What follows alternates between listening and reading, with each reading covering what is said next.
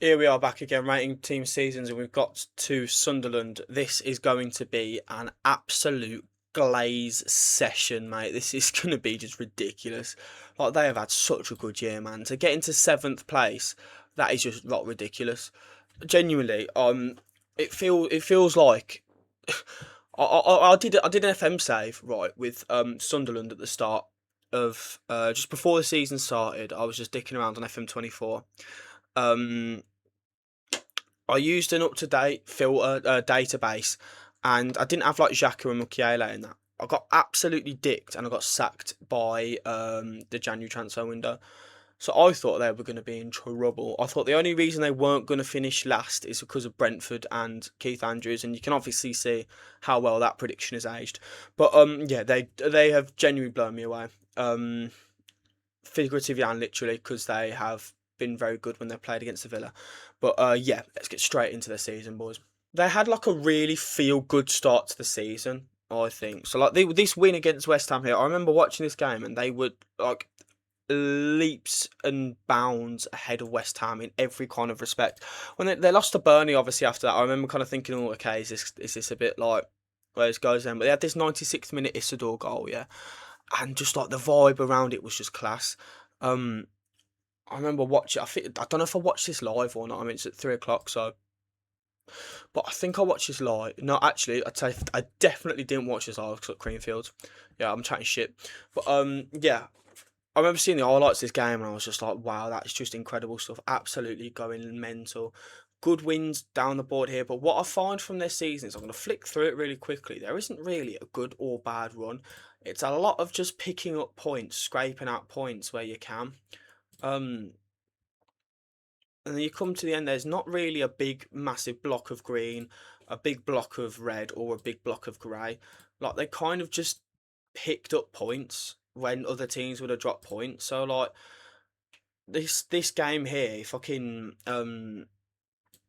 Brentford would have lost that, and I think they did. So this is the big. This is I was saying this in another video. These are the kind of points, and the Fulham video actually said this. These are the kind of points that win you like European football. Because if Fulham had got two or three more draws against the big teams and used that momentum, that would have got them straight into Europe, I think. But yeah, like this last minute equaliser, what a massive boost for the mentality and the thoughtful of the boys. Um, and it's a massive point against your eventual Premier League winners. So these kind of giant killings again, same thing here, 1-1, and he only conceded an own goal. It was unlucky. Um, Winning both the rivalries, the Weir Tyne and the Tyne Weir derby is huge. Um, and yeah, they lost their games. They lost to. This is a poor loss here against West Ham. It's, a poor loss against Brentford. You want to compete in that game. You're the kind of team you're around. Poor loss to Fulham, but then they're beating like away at Ellen Road is such a difficult place to go. Away at your biggest rival's place, they nearly come back and beat us. I remember they well, let me find the commentary for it. At this point here, they nearly won the game, having been 3-0 down, and this is probably one of my least favourite games I've ever been to football in my life. Obviously, they got slapped about by Forest, who were on an absolute charge at the time. That was poor. But then, yeah, they're beating Everton away 3-1. This is a team they're competing against to get into Europe. Like, they had their number in this game. They made them look like really poor. Pickford making a mistake against his old club, I believe. Um, and then obviously finish off the season a 2-1 win against Chelsea, a Chelsea team who are pretty awful, and getting their asses into the Europa League. It's incredible. It's genuinely incredible for a newly promoted team to get into Europa League. I don't think people understand how unrealistic that is. They didn't spend massive amounts of money. Wolves, when they went up, they had the big Jorge Mendes like Portuguese flow, and they were just absolutely on smoke. And that's the kind of thing that you kind of see them go up and you're like, okay, I can see why that happened. They've signed someone from Porto, for fuck's sake. He was starting every week for them, and he's just gone to live in Wolverhampton. But this shouldn't have happened, really. They should have been nowhere near. I thought a good season for them with the signings they made. If they finished 12th, Like realistically, these two should have swapped places based on how you think their seasons would have gone. Like Sunderland finished 12th, I would have been singing their praises from the moons. But the fact that they finished 7th and got European football is fucking incredible. It's genuinely amazing.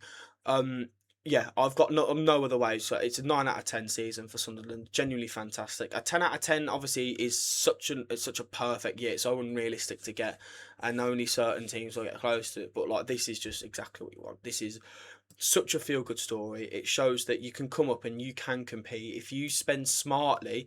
If you don't go balls to the wall and just splash money on every Tom, Dick, and Harry like clubs have done, and it hasn't worked out. You've got motion. Like you can do something serious, and Sunderland have just proved that, and they've got a 9 out of 10, very deserved. So, all right, transfer time, and it is just a who's who of just excellence, really. Um, Diarra injured for a lot of the season, but for me, I think he looked good. Lefay, fantastic. Robbie, fantastic. Sadiki looked really good. Xhaka, signing of the season for me. Mukiele, fantastic. Alderete, fantastic. Roos, fantastic. I mean, Reynildo, great signing. Elborg filled in really well when needed to. It's just incredible work. They genuinely, I mean, Guiu was just unlucky. They couldn't do anything about that. But this was by all means, a terrific transfer window. But I'm gonna sound harsh here. I think it's slightly overrated. Um, the reason why is because people look at people like Xhaka, Mukiele, Alderete, Roofs, and they've gone that they're amazing players. This has been the best transfer window like ever.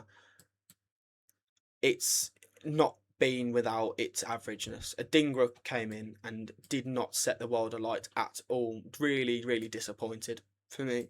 Talby had a few good games, and outside of that, really not offered a lot. Angulo, believe he came in was it Jan? But either way, I'm yet to be blown away. Tabby, I don't think has played a lot of games. Not really done too much. Bertrand Traore, love him to fucking death. Scored a goal, got on the player podium, made me happy. Did nothing else for the season. Obviously, Guiu, you know, um, Gietrauda didn't play as well as I thought he was going to. Was good. Don't get me wrong. Was good in the team, but didn't do about as well as I thought he possibly should have.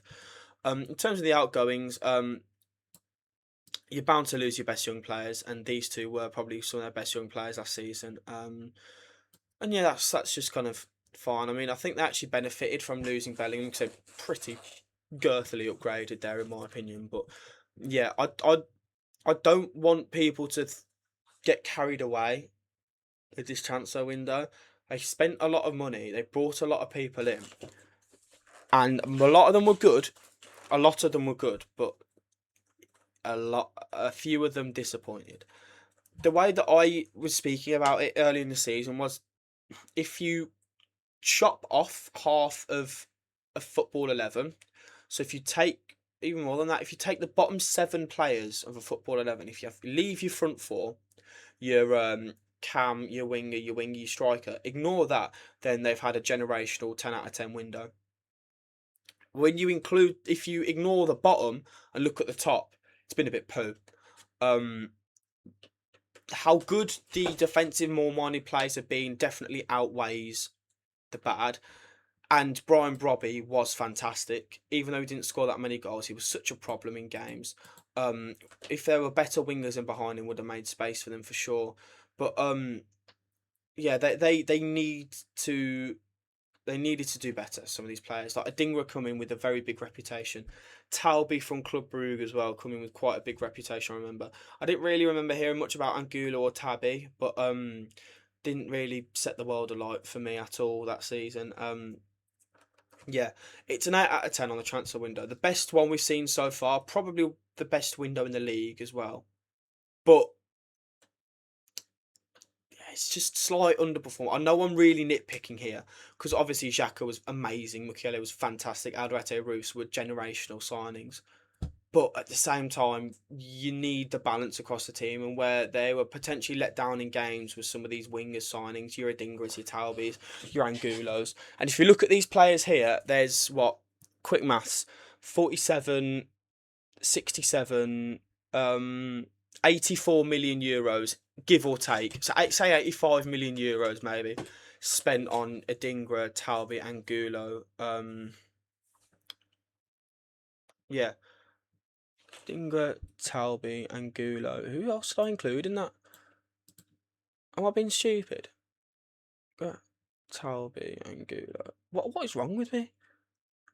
37, 41, 61 million euro. I don't know if I chucked the fair in that bomb. Yeah, I chucked the fair in that by mistake. But 60 million euros, we'll say, spent on Adingra, Talbi, and Gulo, and none of them did anything for me. And if their defensive signings weren't as good, that could have been the difference between, staying up and going down, depending on how well we're doing. So it's going to be an 8, but amazing stuff, and it's really good groundwork.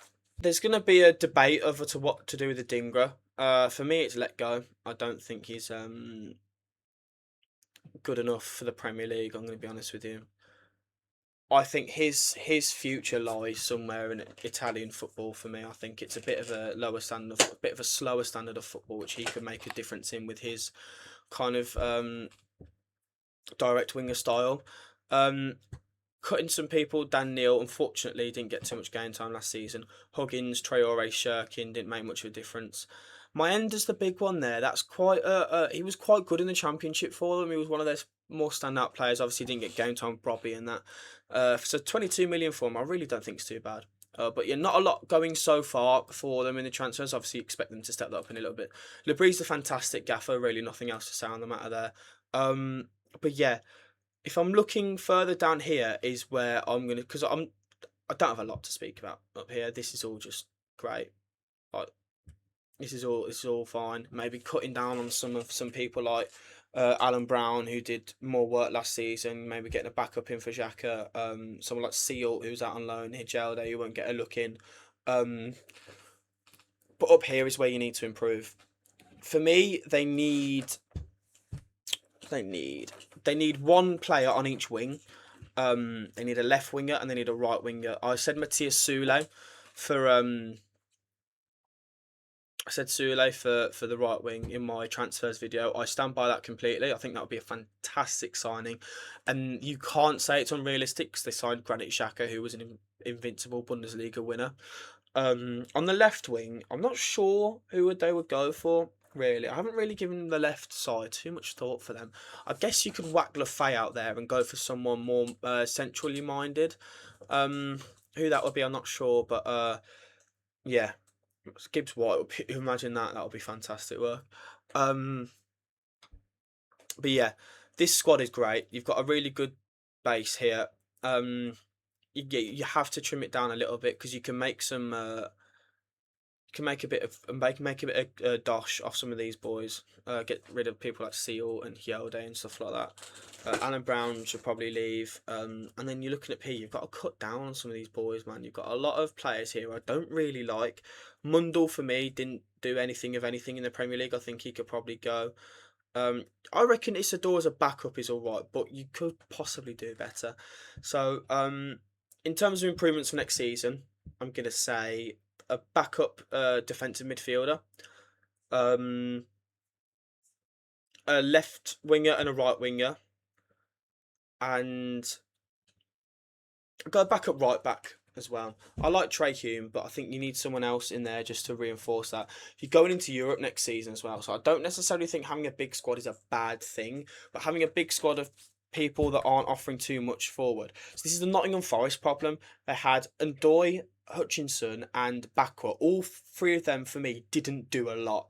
And on the other side you've got like Callum Hudson-Odoi, you had Jesus playing out wide, you got Gibbs White playing out wide. There were so many people there, and a lot of them didn't offer too much. For me, I've got a bit of the same problem here.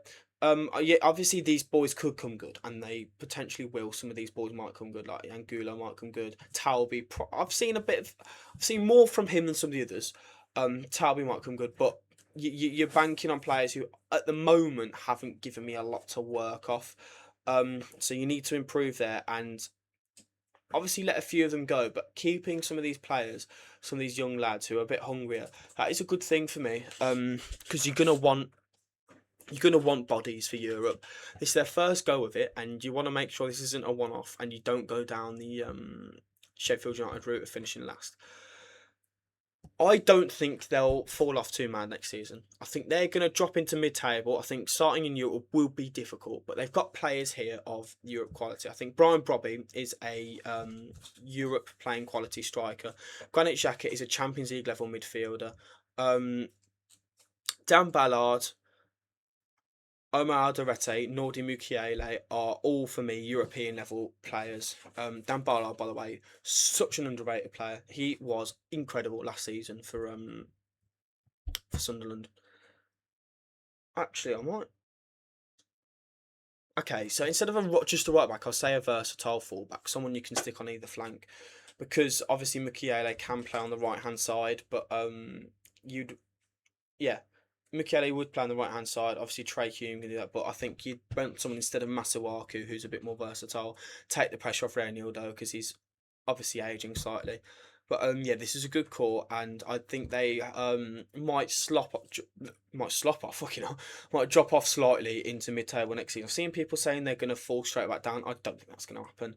I think there's such a good core here, and I think Labrie is such a competent coach that I don't think that's going to happen. So it's going to be an 8 next season for me. European football is going to be amazing for the Macums. I think they're going to fucking love it, and yeah, it's going to be fun watching them in Europe for sure.